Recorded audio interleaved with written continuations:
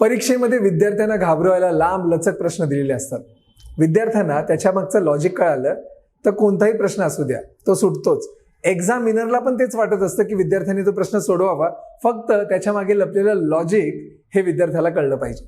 बघा आता 1+1/2, दुसऱ्या ब्रॅकेटमध्ये 1+1/3, 1+1/4, असं कुठपर्यंत गेलो आपण? 1+1/99 म्हणजे 999.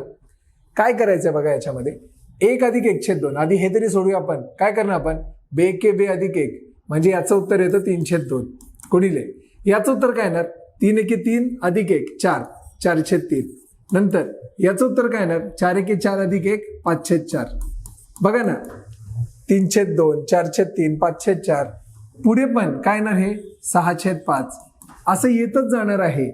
शेवटी काय येणार बघा तिथे?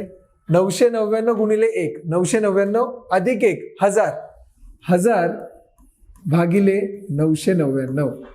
आता तुम्ही जर ऑब्झर्व केलं व्यवस्थित, कट होणार आहेत बऱ्याच गोष्टी. बघा ना, 3 कट, हे 4 कट, हे 5 कट, हे 6, इथे पण 6 असणार आहे. असं सगळं कट होत जाणार. लक्षात येते का? शेवटी हे 999 पण कट होणार आहे. उरणार काय आहे? हा 1000 आणि इथे बघा 2 दिसतंय तुम्हाला, म्हणजे शेवटी 1000 भागिले 2 एवढंच उरणार आहे. मला सांगा 1000 भागिले 2 काय येणार? ते येणार 500, जे आहे आपलं ऑप्शन क्रमांक 2. बघा ना, सिंपल आहे की नाही? फक्त त्याच्या मागे लपलेलं लॉजिक आपल्याला शोधायचं होतं. व्हिडिओ आवडल्यास नक्की लाईक करा.